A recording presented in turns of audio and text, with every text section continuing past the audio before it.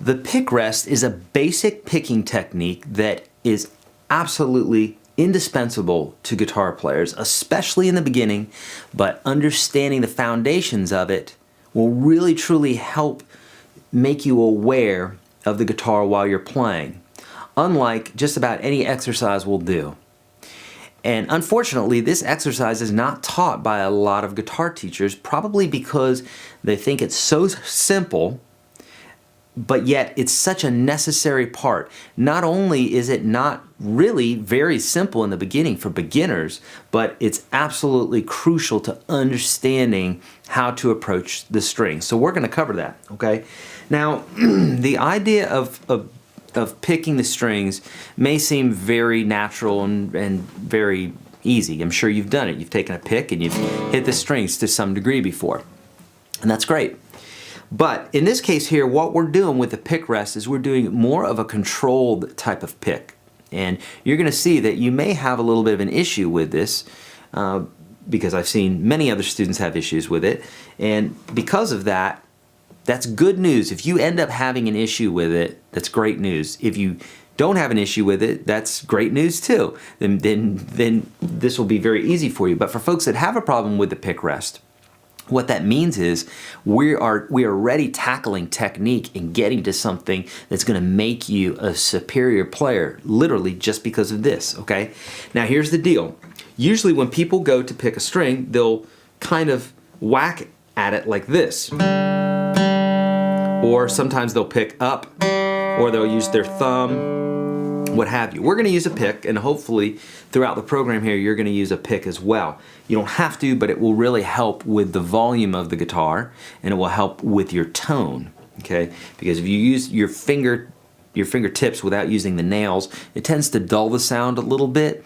Most pros don't do that. Don't do that, okay? There's a handful of guitar players over the many, many years that have done that. Obviously, if you have nails or some sort of finger picks or something, you can also finger pick. But just using the fingers themselves is not very common. It's not to say you can't do it, but hopefully you're using a pick for this exercise, okay? And even if you're planning on doing mainly finger picking, I would suggest that you use a pick as well. Get good at both. It's important to do both to be a versatile player. And there's times where you're really going to need to do it, and there's times where you'll probably want to do finger picking. But make sure that you at least do this exercise and understand how to use a pick.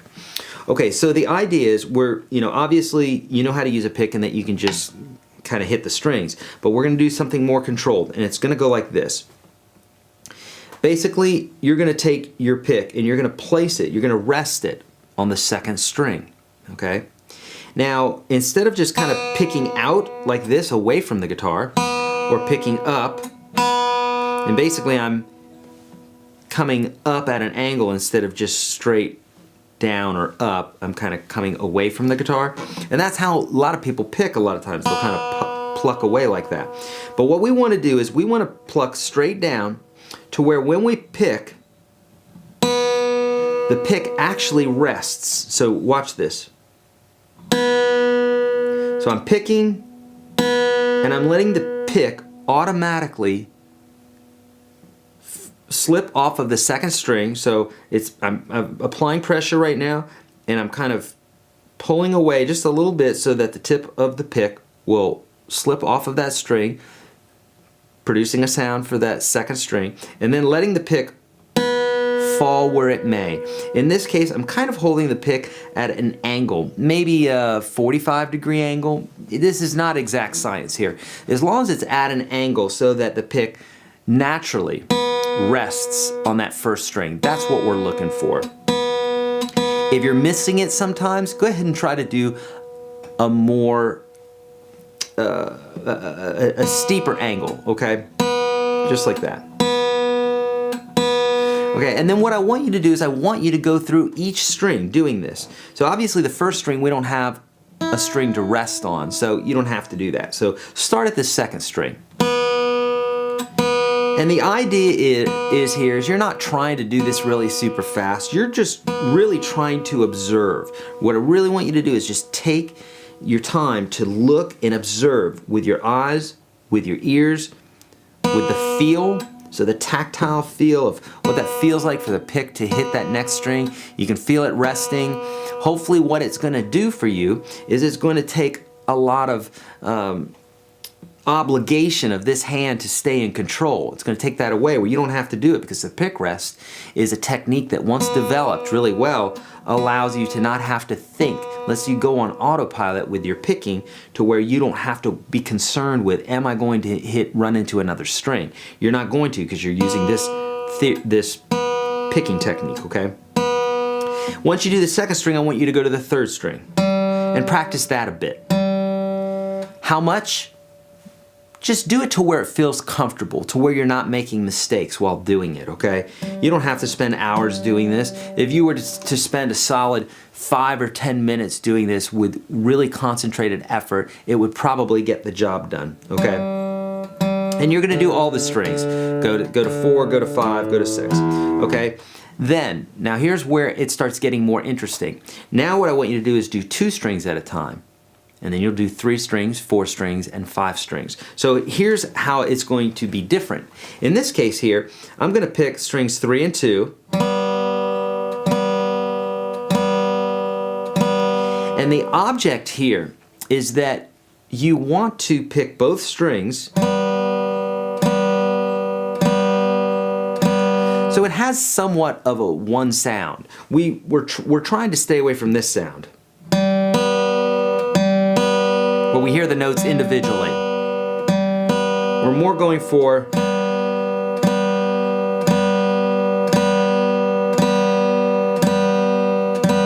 and you're going to notice that this starts becoming a little bit more difficult when we start adding this second string, okay? When we add 2 strings, or add a second string to the first string, okay?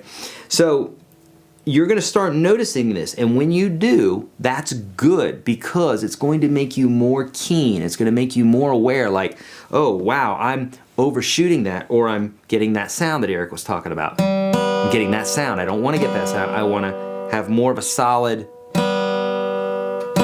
And if you start doing that and you find that you're hitting that third string, well, then what you need to do is you need to compensate. You need to adjust, and that means either you're going to be lighter with your touch or you're going to be at more of an angle.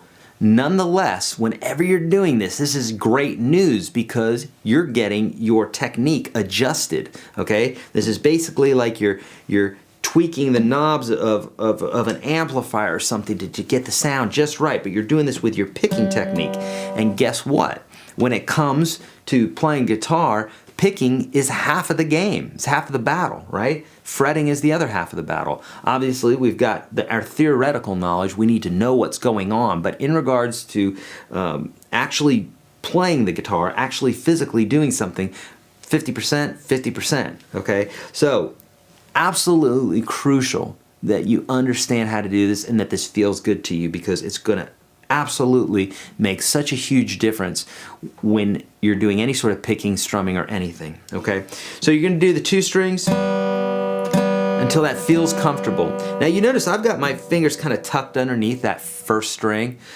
Totally acceptable to do that. You don't have to. If you want to rest your fingers on the pick guard like that, or on the face of the guitar, you can do that. On the top of the guitar, totally fine if you do that. Or if you want to just have your hand kind of floating in the air,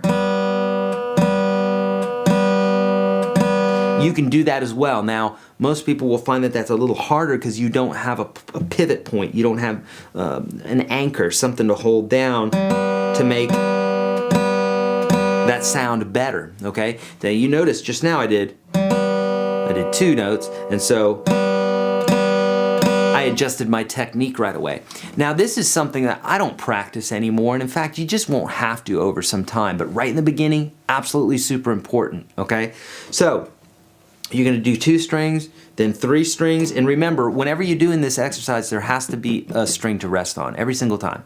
So for the 2, you're going to have 3 and 2, 4 and 3, 5 and 4, 6 and 5. Okay, but you won't do 1 and 2. And then you'll do 3 strings, 4 strings, and then 5 strings. Okay, we won't do 6 strings because we don't have a place to rest after that. But the point of this is that you really want to it's going to get you light with your touch in regards to picking, and it's just going to be just the right amount. Really what we're looking for when we're playing guitar, both left and right hand, is we're looking for just the right amount, okay? It's not too much that we're pressing down, it's not too hard that we're picking, it's not too light that we're fretting, not too light that we're picking. It's just the right amount. And this is how you're going to learn that in regards to your picking. All right, so you know what your homework is. Do this with 1 string, 2 strings, 3 strings, 4 strings, and 5 strings. Take your time with this. The more that you concentrate, the more that you just kind of rest in your playing and really have fun with this. And with each lesson that you go through, just take your time and enjoy the ride. If you do that, you're going to be an absolutely exceptional guitar player. If you're always trying to get to that place that you're not at yet, it's going to be very frustrating, because I've been playing for over 30 years now and I'm still not at the place that I want to be at. But I don't think about it like that anymore. I used to, and it would frustrate me very much. Anymore, I really just enjoy the process as I'm playing. I see that I'm becoming a better player even over 30 years later. I see that I'm becoming a better player, always getting better as long as I'm practicing. If I put it down, I can see me slipping backwards in regards to my technique. I still got it up here, but the technique. So you always have to practice. So make sure that you do these exercises before the next video. And let's keep going.